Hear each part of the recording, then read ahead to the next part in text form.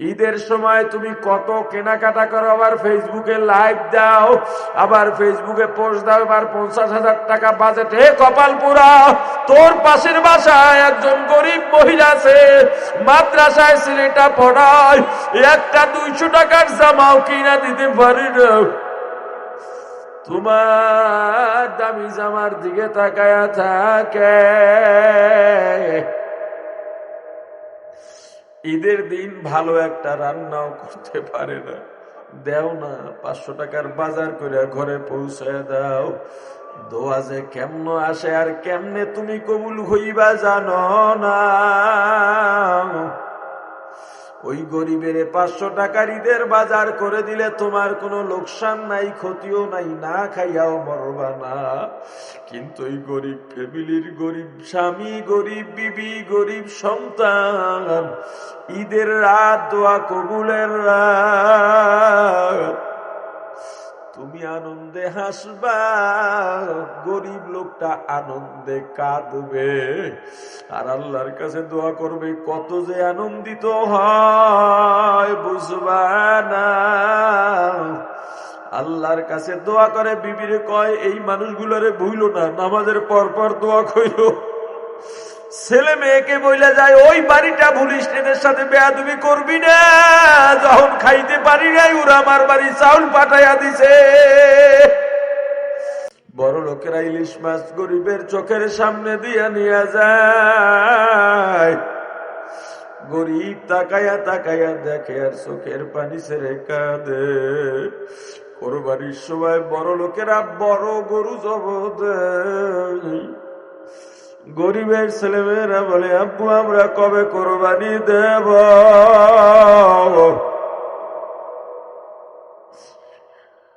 বাবা জবাব দিতে পারে না, দুই চোখের পানি ছাড়ে আড়ালে গিয়া।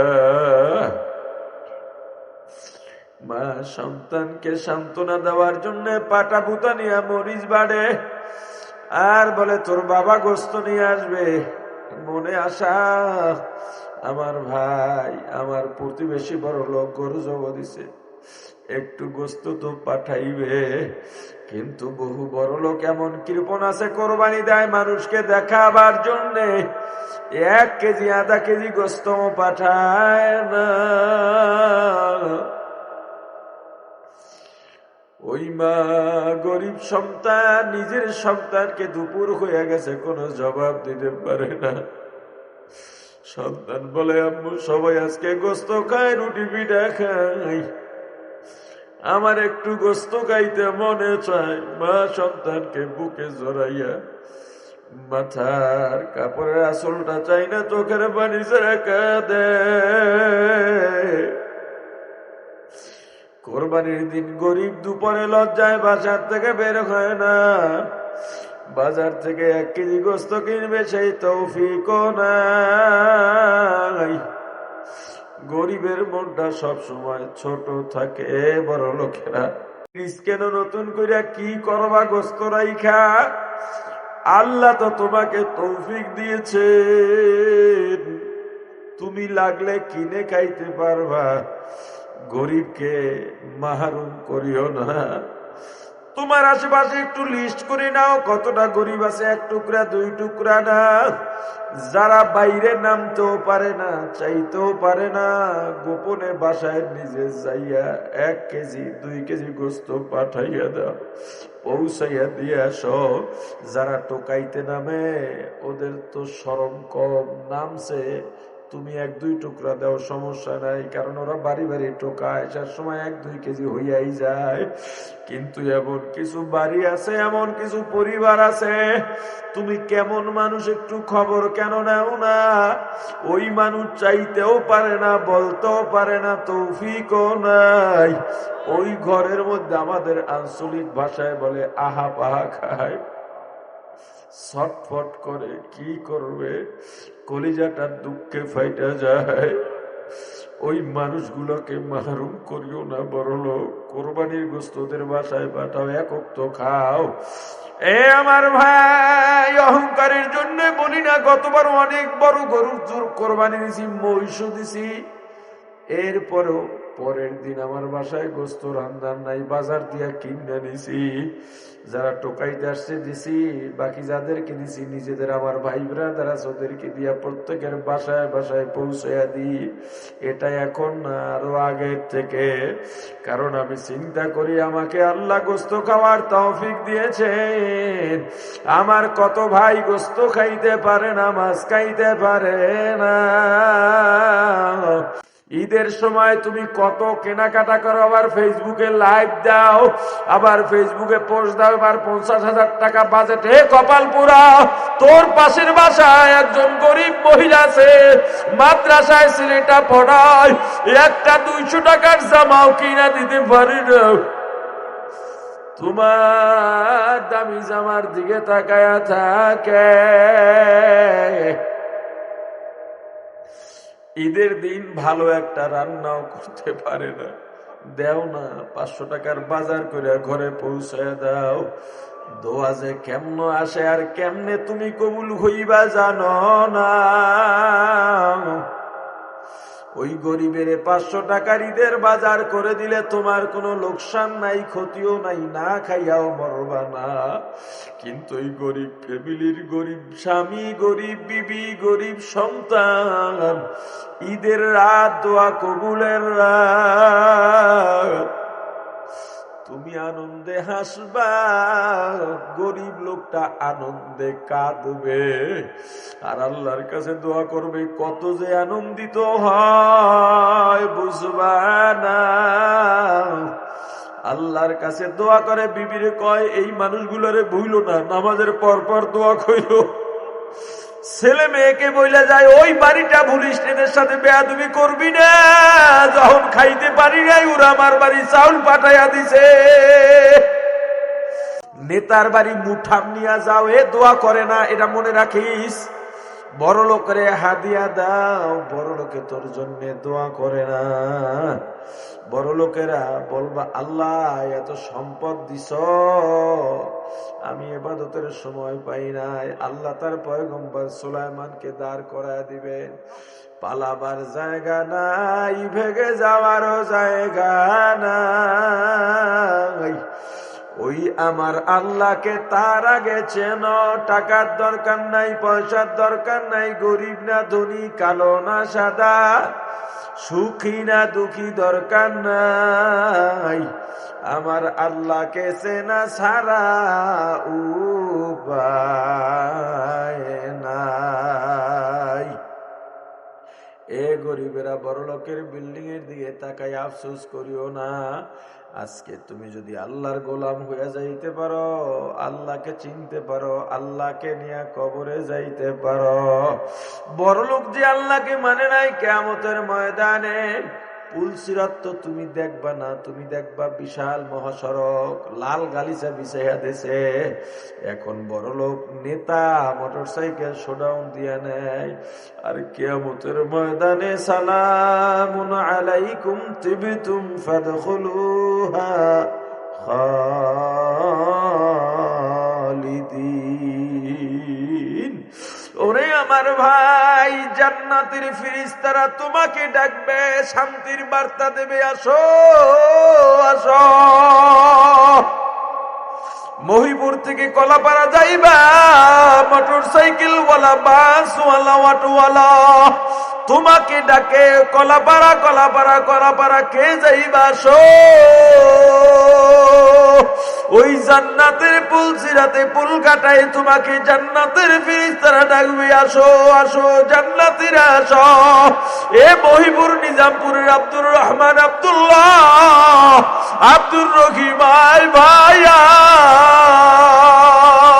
তোমাদের চাইতে সম্মানী কেউ নাই। তোমাকে নিয়ে আমি জান্নাতে যদি পৌঁছায়া দিতে পারি, আমি বড় মর্যাদাবান হয়ে যাব। এই জান্নাতীরা তোমাদের জন্য শান্তি, তোমাদের জন্য জান্নাত, তোমার জন্য অপেক্ষা করবে জান্নাতি বাহর। ওই যে বড় লোক তোমার খবরও নেয় নাই, আল্লাহকে চেনেও নাই, মানেও নাই, ও দেখবে পুলসিরাত এত চেকন, এত ধার, ওই যে রেলিং থাকবে দুই হাতে ধরার, সেগুলো জাহান্নামের আগুনের। পুলসিরাতেও আগুন জ্বলবে, পুলসিরাতের নিচেও জাহান্নাম। ওরে ওই জাহান্নামী যখন পুলসিরাতের গোড়ায় যাবে, তাকাইয়া দেখবে নিজামপুরের গরিব,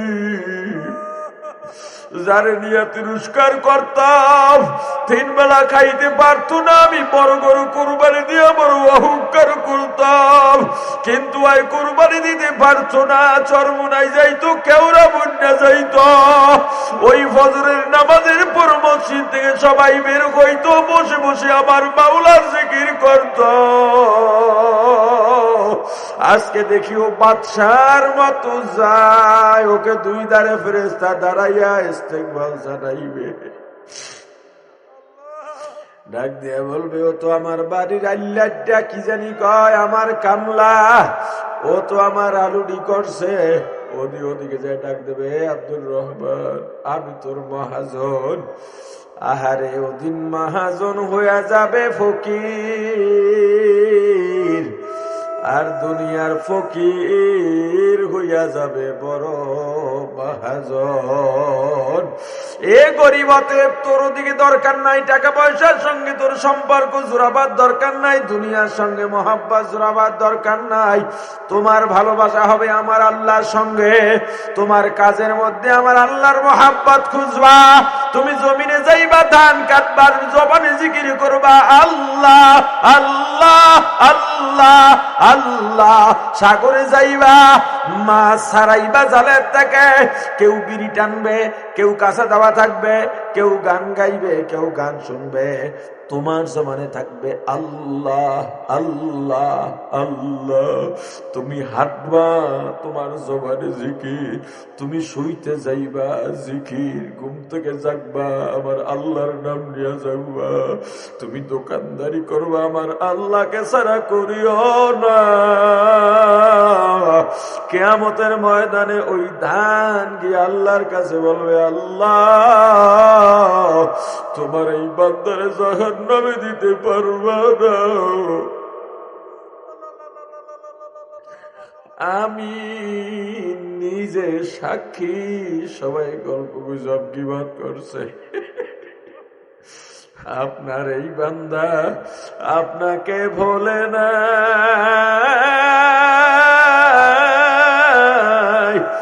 একে জাহান্নামে দিতে পারবে না।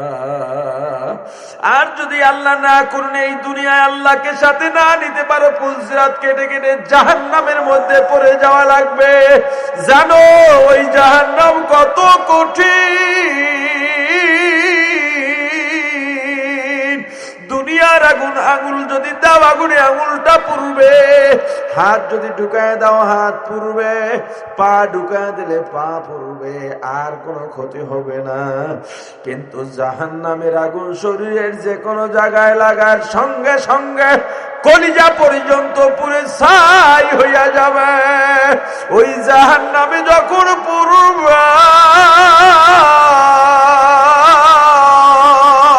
চতুর্দিকে করুণার তোনাদ আর কান্নাকাটি, একদিকে জাহান্নামীদেরকে এমন ভাবে জোরে জোরে জাহান্নামের আগুনের হাতুড়ি দিয়া মারতেছে, এক এক বাড়িতে 1 মাইল মাটির মধ্যে ঢুকে যাবে, আবার ওখান থেকে টেনে হেঁচড়ে বের করবে, গায়ের গোস্তগুলো খসে খসে পড়ে যাবে।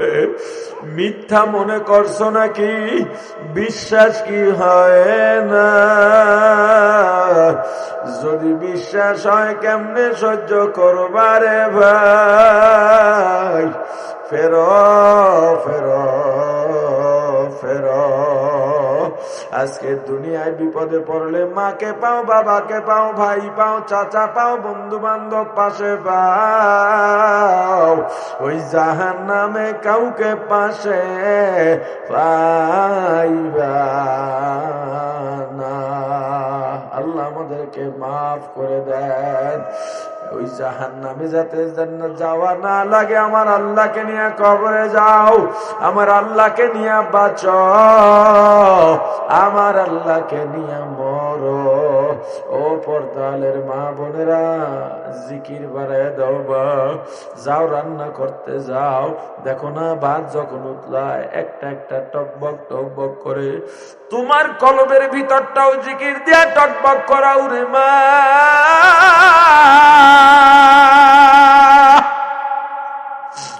দেখবা সংসারে কত শান্তি, কাজে কত বরকত। আল্লাহর ইবাদতে এত মজা, আল্লাহর কসম কইরা বলি, আল্লাহর কসম কইরা বলি, এত মজা আর কিছুতে নাই। একটু জিকিরের অভ্যাস করো, দেখবা আল্লাহ বললেই মজা লাগে, সুবহানাল্লাহ বললেই মজা লাগে, আলহামদুলিল্লাহ বললেই মজা লাগে, আল্লাহু আকবার বললেই মজা লাগে, লা ইলাহা ইল্লাল্লাহ বললেই মজা লাগে। এত মজা, এত মজা, এত মজা দুনিয়ায় নাই। বিশ্বাস কর, বিশ্বাস কর, নামাজে দাঁড়াইয়া সিজদায় যাবি, এত মজা ওই সিজদায়, আল্লাহর কসম, এত মজা দুনিয়ায় আর কোনো কিছুতে নাই। আর যদি রাতে একটু জাগতেই পারো, একা একা নীরবে, কেউ নাই, সবাই ঘুমায়, ওই সময় ঠান্ডা হোক আর গরম হোক, পানি দিয়া ওযু বানাইয়া যায়, নামাজ বিছাইয়া, নিজেকে ছোট বানাইয়া, অসহায় বানাইয়া নামাজে দাঁড়াইতে পারো, উপলব্ধি করবা এত শান্তি এই নামাজে বুঝি নাই। এরপরে একটু গুনগুন কইরা কান্দ আর জিকির করে, একটু তেলাওয়াত কর, নিজের গুনাহগুলো মনে করে আল্লাহর দরবারে হাত উঠাইয়া গুনগুনাইয়া কান্দ আর বলো, ওগো আবার আল্লাহ রে, ওগো দয়ার মাওলা রে, এত গুনাহ করছি আল্লাহ মাফ করে দে, এত গুনাহ করছি আল্লাহ জীবনে, দয়া করে ক্ষমা করেন নিজ গুণে সকলেরই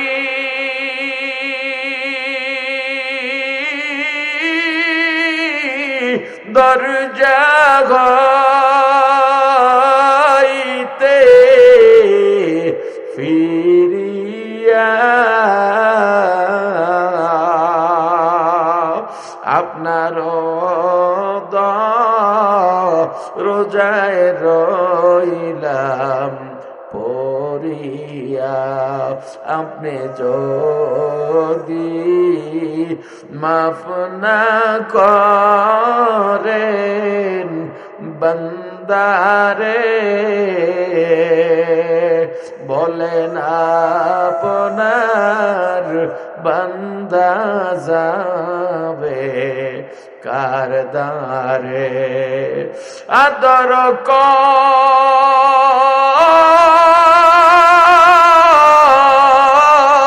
রিয়া বান্দা বানায়া, কেমনে দিবেন জাহান্নামে ফালাইয়া, কেমনে দেবেন জাহান্নামে ফালাইয়া।